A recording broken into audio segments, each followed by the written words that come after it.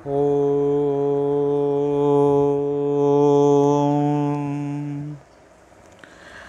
हरिहराखिल गुरो नमस्ते नमस्ते गौरीसुताय दिनकराय नमस्ते रमापतये उमापतये नमस्ते परमदेवतायै ॐ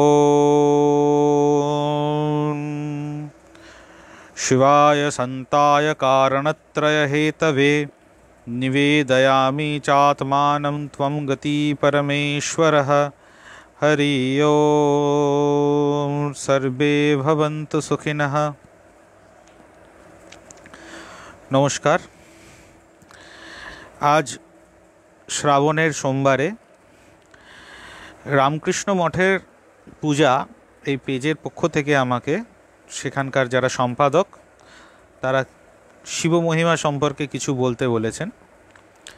তো সেই বিষয়েতে যদিও বা আমি অনাদি অনন্ত অনন্ত গুণনিধি যার প্রচুর যিনি মানে যার প্রতিটি কি বলবো প্রতিটি কার্যকলাপই বিচিত্র, সেই অনন্ত বিচিত্র মহেশ্বরের কি আর তার মহিমা ব্যাখ্যা করব, তার সম্পর্কে কী বা বলবো। কিন্তু তবুও এরা যখন বলেছেন সেই বিষয়তে কিছু বলার চেষ্টা করব। তো মহাদেব কে সর্বপ্রথম হলো আমাদের এইটা কথা। মহাদেব আমাদের হিন্দু ধর্মের যে মুখ্য পাঁচজন উপাস্য তার মধ্যে একজন। এই পাঁচজন উপাস্য কে কে? সর্বপ্রথম হলো গণপতি, তারপরে হিরণ্যগর্ভ সূর্য, তারপরে বিষ্ণু, তারপরে রুদ্র অর্থাৎ যিনি আজকে আমাদের আলোচ্য বিষয়, এবং দেবী। সূর্য হলো এখানে সৃষ্টিতত্ত্ব, বিষ্ণু হচ্ছেন স্থিতিতত্ত্ব, রুদ্র হচ্ছেন ধ্বংসের কারক অর্থাৎ বিনাশতত্ত্ব, দেবী হচ্ছেন শাসন এবং গণপতি হচ্ছেন অনুগ্রহ। সৃষ্টি এভাবেই পরিচালিত হয়। পরমাত্মা যিনি পরমেশ্বর, যিনি পরম ব্রহ্ম নির্গুণ, তিনি সর্বপ্রথম অনুগ্রহ স্বরূপে তিনি অনুগ্রহ করে তখন তিনি সৃষ্টি করতে থাকেন।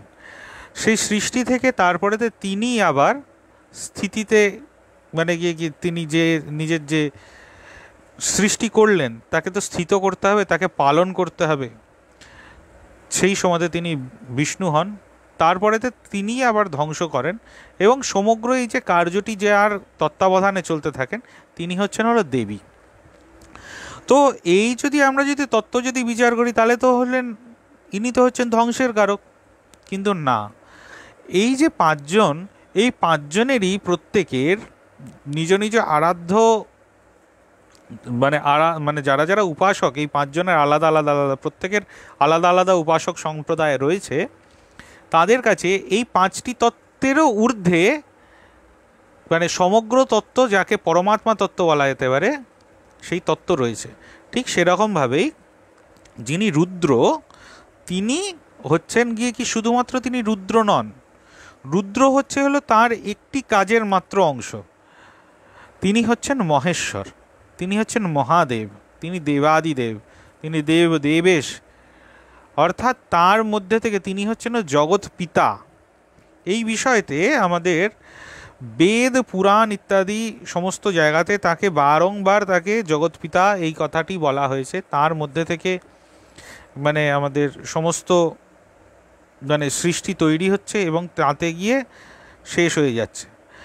এর মধ্যে গিয়ে আমাদের রুদ্র হৃদয় উপনিষদ বলে একটি উপনিষদ আছে।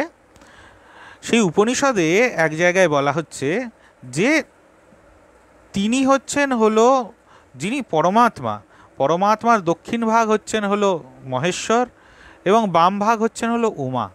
এই উমা মহেশ্বরের সংযোগেতে হন হচ্ছে বিষ্ণু, অর্থাৎ তিনি হচ্ছেন বিশ্বরূপ। তো এতে তাহলে পরিষ্কার প্রমাণিত হয়ে যাচ্ছে যে বেদে বলা হচ্ছে যে ইনি হচ্ছেন পুরুষতত্ত্ব। পরম ব্রহ্মের যদি পুরুষতত্ত্ব কাউকে বলতে হয় তিনি হচ্ছেন মহাদেব। এবার যদি বেদের আরও দিকে যদি আমরা যদি দিকপাত যদি করতে থাকি, তো বেদের একটি খুব প্রসিদ্ধ মন্ত্র আছে যাতে বলা হচ্ছে ঈশান সর্ববিদ্যানাম ঈশ্বর সর্বভূতানাম ব্রহ্মাধিপতি ব্রহ্মণোধিপতি ব্রহ্ম বিষ্ণু শিব ওম। অর্থাৎ তিনি হলো সর্ববিদ্যার অধীশ্বর। অর্থাৎ বিদ্যা, বিদ্যা মানে কি, যেখান থেকে আমরা কোনো কিছু কর্ম করার আমরা জ্ঞান পাই, কোনো কিছু কর্ম করার আমরা প্রেরণা পাই, সেই সমস্ত বিদ্যার তিনি হলো মানে ঈশ্বর। এবং তার সাথে সাথে বেদেতে তাকে মানে আমাদের বেদের প্রসিদ্ধ মন্ত্র যজুর্বেদের আমাদের শতরুদ্রী বলুন বা অষ্টরুদ্রী বলুন, মানে রুদ্রী মন্ত্র, বা আমাদের যে রুদ্রাষ্টধ্যায়ী বা একাদশ রুদ্র বলা যেতে পারে, সেখানেতে এই রুদ্রকে বলা হচ্ছিল তিনি হলো জগতের রোদনের কারক। তার রোদনের কারক অবশ্যই তিনি, যেহেতু তিনি বিনাশ করেন, যেহেতু তিনি মানে জগতের রোদনের তো কারক হবেনই, কিন্তু তার সাথে সাথে তিনি রোদন যেমন করান ঠিক তেমনভাবে তিনি আমাদের মানে তিনি আমাদের সব কিছু রক্ষা করেন, তিনি সমস্তভাবে আমাদেরকে সব দিক থেকে আগলে রাখেন। এর বহু প্রমাণ আমাদের শাস্ত্রেতে দেখতে পাওয়া যায়, পুরাণ সমূহেতে বহু কিছু, যার সর্বোৎকৃষ্ট উদাহরণ হলো কি সৃষ্টিকে তিনি যে শুধু কেবল বিনাশ করেন না, সৃষ্টিকে তিনি রক্ষাও করেন। তা হলো কি সমুদ্র মন্থনকালে তার হলাহল পান। হলাহল পান মানে কি তিনি এর মাধ্যম দিয়ে এটি প্রমাণিত হলো যে শিব হচ্ছেন এমন একজন যিনি সমস্ত রকমের কুকে সুতে পরিণত করে দিতে পারেন। যা কিছু খারাপ তাকে তিনি ভালোতে রূপান্তরিত করে দিতে পারেন। দেখবেন আমরা যে পুজো করি মহাদেবকে, আমরা দেখবেন ধূদ্র ফল নিবেদন করি। এই ধূদ্র ফল কি? আমাদের জীবনের যা কাঁটা, সেই কাঁটাগুলোকে আমরা যা কিছু কণ্টকাকীর্ণ আমাদের জীবনটা তার কাছে সমর্পণ করে দিই, তিনি সেগুলোকে কুসুমাকীর্ণ করে দেন আমাদের জীবনকে। এবং আমাদের জীবনের আমরা যা কিছু ইচ্ছা আমরা যদি আমরা শিবকে আমরা অর্পণ করে চলবো, তার সবথেকে বড় উদাহরণ হচ্ছে যে দেখবেন যে শিবের মাথায় যে ধারা দেয়া থাকে, দেখবেন টপ টপ করে এক ফোঁটা করে জল সবসময় শিবের মাথায় পড়তে থাকে। সেগুলি হলো আমাদের এক একটা বাসনা, এক একটা ইচ্ছা, সেগুলোকে তিনি নিতে থাকেন। স্কন্দপুরাণ বলছে, স্কন্দপুরাণের আপনারা যদি কাশীখণ্ডের সপ্তম অধ্যায়তে আমাদের শিবশর্মার যে উপাখ্যান আছে সেখানেতে বলা হয়েছে শিব হলো কর্মক্ষয়কারী, কর্ম ক্ষয় করিয়ে দেন মহাদেব। এছাড়াও তাকে পশুপতি বলা হয়। পশুপতি কেন বলবো? পশু মানে কি মানে জন্তু জানোয়ার তাদের তিনি মানে পতি না। পশু কথার অর্থ হচ্ছে যিনি পাশ মুক্ত করেন। পশু কথার অর্থ যিনি, অর্থাৎ যে পাশবদ্ধ, তাকে বলা হয় হলো পশু। অর্থাৎ তাহলে আমরাও পশু, আমরা পাশবদ্ধ, আমরা অষ্টপাশে তো সর্বদা বদ্ধ। সেই পাশকে তিনি মানে কি পাশবদ্ধ জীবের তিনি হচ্ছেন পতি, অর্থাৎ মহাদেব। সেই পশুপতি মহাদেব তিনি সব সময়তে আমাদেরকে জগৎকে রক্ষায় সদা তৎপর, সদা সর্বদা। তিনি যে ধ্যান করেন, ধ্যান কেন করেন? তিনি সবসময়তে চিন্তা করতে দেন, তাঁর সংকল্পের মাধ্যমে জগৎ চলছে, ভগবান বিষ্ণু পালন করছেন, কিন্তু জগতে কি কি হতে থাকবে সেইগুলি তার সংকল্প, সেই সংকল্প তিনি করতে থাকছেন, সেই সংকল্পগুলো সিদ্ধ হচ্ছে।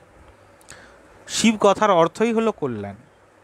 শিব রুদ্র মানে এক আশ্চর্য দেবতা, যার একদিকেতে ধ্বংস আরেক দিকেতে রক্ষা, উভয়ই করে থাকেন মহাদেব। বিচিত্র তার পোশাক আশাক, বিচিত্র সমস্ত কিছুই তার বিচিত্র, তার পূজা পদ্ধতি বিচিত্র, তার পোশাক বিচিত্র, তার মন্ত্র বিচিত্র, তার ভক্ত তো আরও বড় বিচিত্র। যদি পোশাক আশাকের দিক থেকেই আমরা যদি দেখতে থাকি, সেক্ষেত্রে গিয়ে দেখবেন সমস্ত কোনো দেবী দেবতার মাথায় দেখবেন না জটা আছে।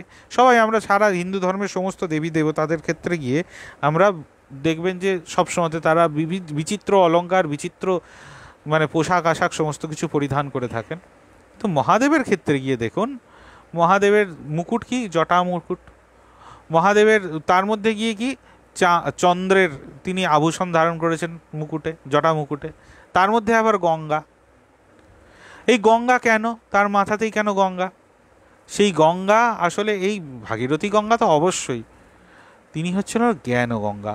আবার সেই জ্ঞান গঙ্গা কিভাবে হলো সেটি একটি উপাখ্যান আছে, সেটিও খুব মজার একটি উপাখ্যান। যে একবার দেবর্ষি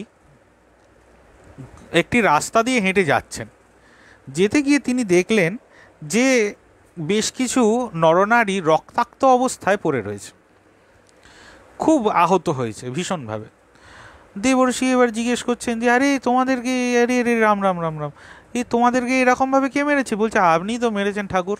বলছে ও মা, আমি কখন মারলাম? বলছে আপনি যে বেসুরে গান গান, আমরা তো সপ্তসুর, আমরা সুর তাল রাগ রাগিনী, আমরা সব এরা, আপনি আমাদেরকে ক্ষতবিক্ষত করছেন। দেবর্ষি ভাবলেন এ তো মহা মুশকিল, এ তো খুব বড় পাপ করছি আমরা। তখন এবার দেবর্ষি করলেন কি, যে প্রথমে গেলেন ব্রহ্মার কাছে। ব্রহ্মা বললেন আমি তো বাবা এইসব জানি না। তারপরে গেলেন তার নিজের ইষ্টের কাছে, ভগবান বিষ্ণুর কাছে। বললেন ও বাবা, তুমি কাকে জিজ্ঞেস করছো? শোনো, মহাদেব হলেন সঙ্গীত গুরু, এবং এই বিষয়তে মানে মহাদেব যে সঙ্গীত গুরু সেটা শ্রীমদ্ ভাগবতেতেও বলা হয়েছে, মহাদেব হচ্ছেন সঙ্গীত গুরু। মহাদেবের কাছে যাও, মহাদেব যদি দেখতে পান, মানে কিছু যদি ব্যবস্থা করতে পারেন। তা মহাদেবের কাছে গিয়ে বলছেন দেবর্ষি যে ঠাকুর এই এই এই এই ব্যাপার, আমি তো এরকম বেসুরে গান গাই, রাগ রাগিনী ক্ষতবিক্ষত হয়ে পড়ছে, আপনি এর প্রতিবিধান করুন। বলছে তোমাকে আমি এখন গান শেখাবো? আমার অত সময় টময় নেই। তখন মহাদেব তখন বললেন ঠিক আছে, আমি তোমাকে গেয়ে শোনাতে পারি কেমন করে গান গাইতে হয়। তা আমি যে গান গাইব শ্রোতা কোথায়, বুঝবে কে? তখন এবার বলছে তা কাকে কাকে নিমন্ত্রণ জানাবো বলুন? বলছে ধুর, বাকিরা কেউ কিছু বুঝবে না, ও বুঝলে ওই ব্রহ্মা বিষ্ণুই বুঝতে পারেন।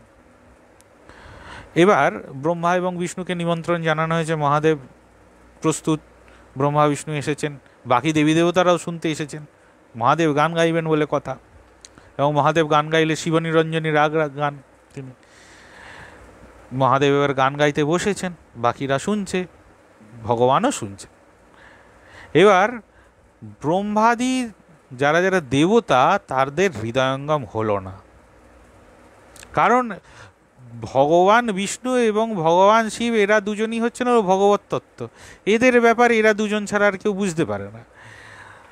তো ভগবান বিষ্ণু করলেন কি, তার হৃদয়ঙ্গম হলো মহাদেবের গান, এবং ভগবান বিষ্ণুর অষ্টসাত্ত্বিক ভাব বিকার দেখা দিতে আরম্ভ করলো, এবং তিনি বিগলিত হতে শুরু করলেন, তার গা দিয়ে ঘাম পড়তে শুরু করলো।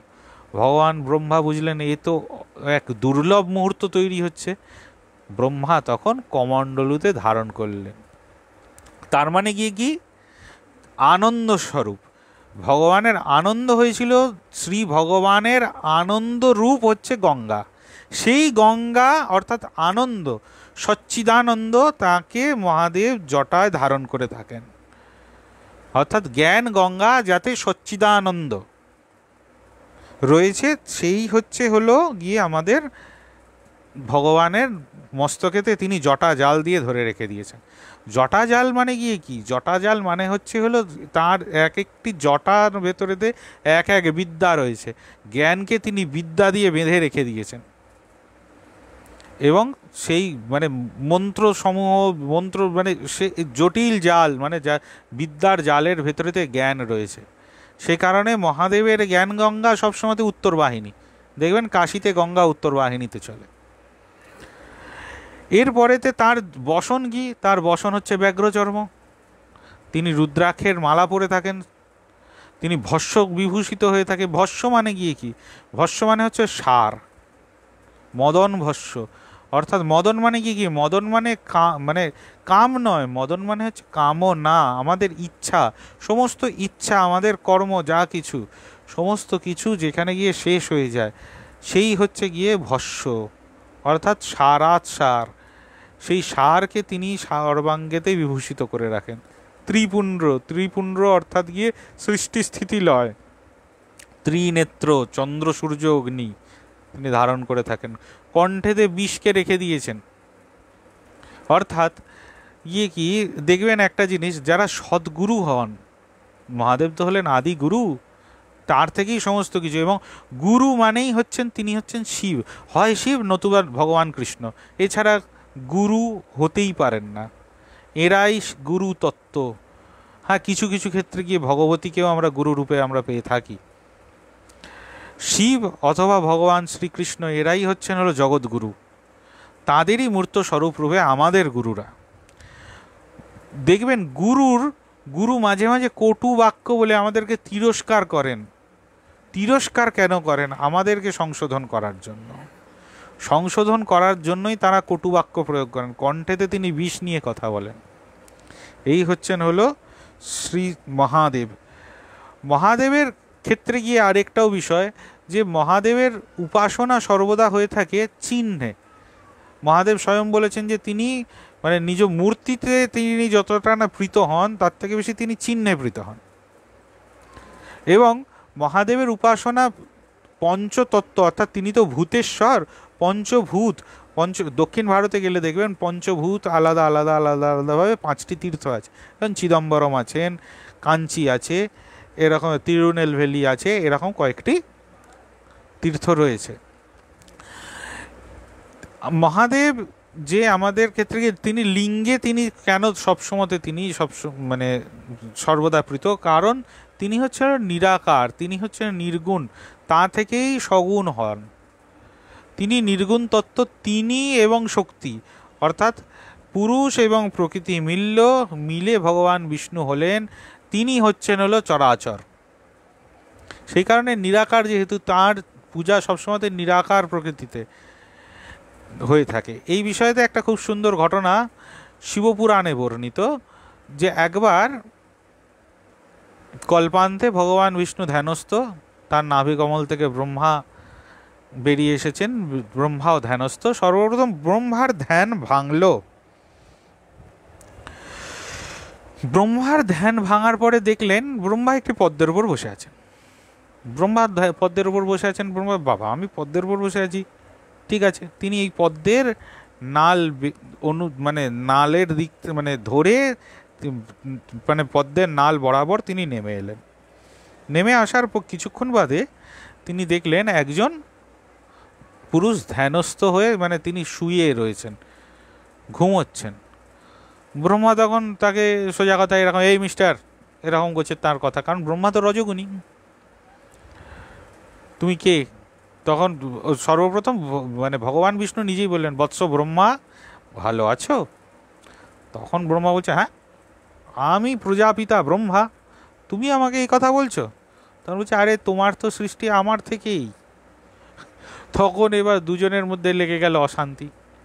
এ বলে আমি বড়, ও হেসে, ভগবান বিষ্ণু তিনি সাত্ত্বিক তো, তিনি হেসে বলছেন, না না না না না, আমি তোমার সৃষ্টির কারণ। আর ব্রহ্মা বলছে, হ্যাঁ আমি জগতের সৃষ্টির কারণ, তুমি কি জগতের বাইরে? আর ভগবান এরকম করতে করতে করতে করতে উভয়ের মধ্যে বাগবিতণ্ডা চলে রীতিমতো হাতাহাতির মুহূর্ত।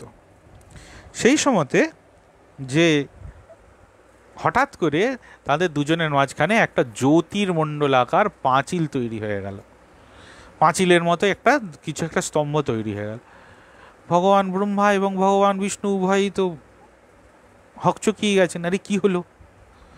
তখন উভয় বললেন, আরে এ কোথা থেকে এলো? তখন এর তো তল খুঁজতে হবে। তখনও পর্যন্ত ব্রহ্মার রজগুণ রয়েছে। ব্রহ্মা বললেন, ঠিক আছে আমি ওপর দিকে যাব। বিষ্ণু বললেন, আচ্ছা ঠিক আছে আমি নিচের দিকে যাব।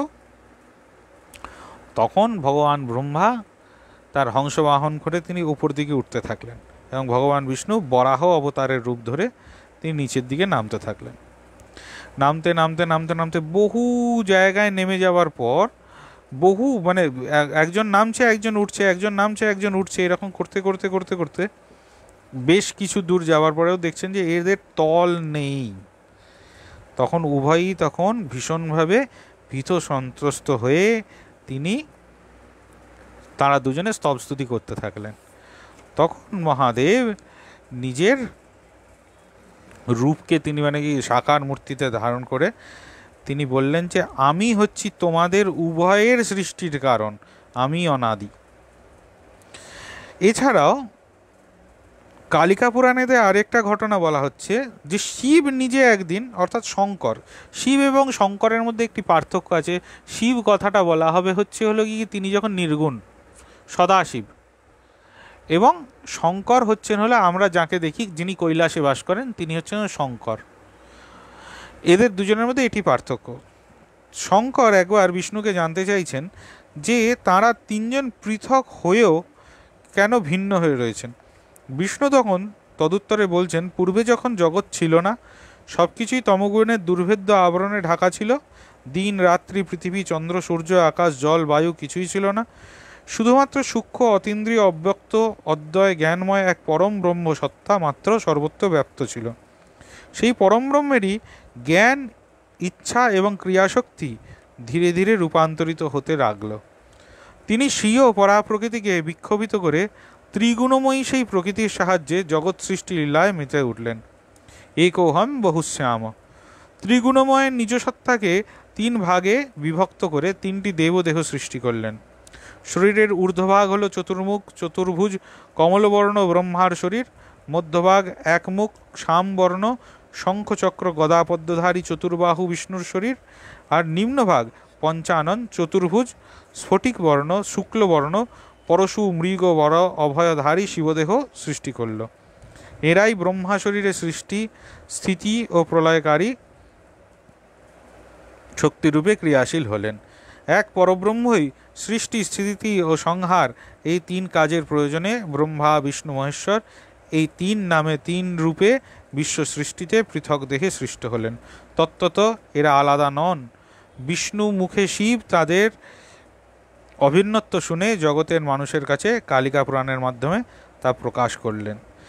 এছাড়াও মহাদেব হচ্ছেন হলো গিয়ে একটু আগে যেটা বলছিলাম যে তিনি গুরুতত্ত্ব, গুরুতত্ত্ব অর্থাৎ তিনি মহৎ ঈশ্বর। এর আগেও একটা আলোচনায় আমি এই কথাটা বলেছিলাম, এটা সম্পূর্ণ আমার মনে হয় তিনি হলেন সুপ্রিম, কিন্তু তিনি এই কারণে আরও বেশি মহৎ কারণ তিনি সবসময় নিজেকে না দ্বিতীয় রূপে দেখান। তিনি সবসময় নিজেকে একদম সর্বপ্রথমটা দেখাতে চান না। সেই কারণেতে তাকে সবসময় গুরু এই কথাটা, অর্থাৎ গুরুকে আমরা সবসময় দেখি কি ভক্ত স্বরূপে। গুরু সবসময় কোনো একটি কোনো একজন বিশেষ স্বরূপকে তিনি সাধন ইত্যাদি তত্ত্ব তিনি দেখাতে থাকেন। তিনি সবসময় গুরু অর্থাৎ ভক্ত স্বরূপে থাকেন। শিবকে দেখুন সবসময়, আপনি ভগবান বিষ্ণুর ক্ষেত্রে গিয়ে দেখুন দেখবেন ওরা গিয়ে বলবে বৈষ্ণব আনাং যথাশম্ভু। আবার দেখুন তন্ত্রের ক্ষেত্রে গিয়ে, তন্ত্রের সমস্ত শাস্ত্রের ক্ষেত্রে গিয়ে দেখবেন যে দেবীকে তিনি বলছেন দেবী তোমার এই মন্ত্র আমি প্রকাশ করছি, দেবী তোমার এই মন্ত্র আমি প্রকাশ করছি বলে কি দেবী শুনছেন তার কাছে, কিন্তু দেবী তোমার মন্ত্র আমি বলছি। তিনি যেন তাকে বলে তিনি যেন কৃতার্থ ধন্য ধন্য হয়ে যাচ্ছেন। তিনি সবই জানেন, অথচ তিনি নিজেকে সবসময়তে বলেন যে আমি কেউই নই। এইটা হলো তার আরও বড় বৈশিষ্ট্য। এবং আরও বড় কথা হচ্ছে তিনি কখনো, যেমন এটা খুব একটা ভ্রান্ত ধারণা আছে যে তিনি শত অন্যায়কেও তিনি ক্ষমা করে দেন। হ্যাঁ, অবশ্যই তিনি অন্যায় ক্ষমা করেন। তার কাছে যদি গিয়ে কেউ নিজে সম্পূর্ণরূপে নিজেকে যদি আত্মসমর্পণ করতে থাকে তিনি সব সময়তেই তাকে শরণ দেন। কিন্তু কাকভূষণ্ডীর ক্ষেত্রে গিয়েই বলুন বা ভগবান ব্রহ্মার ক্ষেত্রে গিয়ে বলুন, শিবকে আমরা রুদ্রমূর্তিতে দেখেছি। কাকভূষণ্ডী তার গুরুর কাছ থেকে সাধন প্রাপ্ত হয়ে তিনি উজ্জয়িনী নগরে তো সর্বপ্রথম কাকভূষণ্ডী একজন অন্তর্জেয় রূপে জন্মগ্রহণ করেছিলেন। একজন ব্রাহ্মণের কাছ থেকে তিনি ব্রহ্মবিদ্যা লাভ করেন, করে তিনি সে তপস্যা করতে থাকেন। সেই সময়তে একবার সেই ব্রাহ্মণ যখন তার সামনে আসেন, কাকভূষণ্ডী তখন শাস্ত্রচর্চা করছিলেন, সেই সময় তিনি উঠে দাঁড়াননি, অহংকারে মত্ত হয়ে যান, কারণ তিনি ব্রহ্মজ্ঞ হয়েছেন। সেই বিষয়তে তিনি তার গুরুকে প্রণাম জানাননি। স্বয়ং মহেশ্বর এতে রুদ্রমূর্তি ধারণ করে কাকভূষণ্ডীকে উপযুক্ত শিক্ষা দিয়েছিলেন। আবার মহেশ্বর ভগবান ব্রহ্মার ক্ষেত্রে গিয়ে, ব্রহ্মাও আগে পঞ্চাননই ছিলেন, কিন্তু ভগবান ব্রহ্মা তার সামান্য ত্রুটির জন্য, সামান্য নয় সেটি গুরুতর দোষ হয়েছিল, শতরূপার প্রতি তিনি কামাসক্ত হয়ে পড়েছিলেন, সেই কারণেতে তার মস্তক ছেদ করে দিয়েছিলেন। এখন ছেদ করে দিয়ে দেখুন কীরকম আশ্চর্য, নিজেই তিনি কি বলবো কপালই হয়ে তিনি ঘুরে বেড়াচ্ছেন, ব্রহ্ম কপাল। নিয়ে এবার মতান্তর আছে যে কপালমোচন কোথায় হয়েছিল। কেউ কেউ বলে যে বদ্রীনারায়ণে, কেউ কেউ বলে কাশীতে, কেউ কেউ বলে শ্রীক্ষেত্রে তার কপালমোচন হয়েছিল। কিন্তু তিনিও নিজে যে কর্মের মধ্যে রয়েছেন, তিনিও তার যে ফল লাভ করেন তা তিনি সুপ্রতিষ্ঠিত করেছিলেন। এরকমই বিচিত্র হচ্ছেন হলো মহাদেব। তার কথা বলতে গিয়ে বহু মানে কি বলবো, মানুষের বোধহয় জীবনপাত হয়ে যেতে পারে। তো সেক্ষেত্রে গিয়ে আমাদের মহিম্ন স্তোত্রের একটি শ্লোকে বলেছে যে যদি হিমালয় সমান যদি কালি হয়, যদি সাগর যদি মৎস্যাধার হয়, পারিজাত বৃক্ষের ডাল দিয়ে যদি কলম তৈরি করা হয়, সমগ্র বিশ্ব যদি খাতা হয় এবং স্বয়ং সরস্বতী যদি অবিরাম লিখে যেতে থাকেন, মহাদেবের গুণের কথা লিখে শেষ করা সম্ভব নয়। তাই এই আধ ঘন্টায় বলে তো শেষ করতে পারবো না, তবুও কিছু সবার সাথে একসাথে স্মরণ করার চেষ্টা করলাম। জানি না কেমন লেগেছে আপনাদের। আবারও চেষ্টা করব পরবর্তীকালে অন্য কোনো প্রসঙ্গ নিয়ে আলোচনা করার। আজ এখানেই শেষ করছি। সকলে ভালো থাকবেন, সবসময়তে গুরুর শরণাগত থাকবেন এবং হরি হর এবং ভগবতীর সেবায় নিরত থাকবেন। ওম করচরণকৃতম বা কায়জম কর্মজং বা শ্রবণনয়নজং বা মানসং বা পরাধম विहितं वा सर्वमेतत्क्षमस्व। जय जय करुणाब्धे श्री महादेव शंभो, श्री महादेव शंभो, श्री महादेव शंभो। नमस्कार।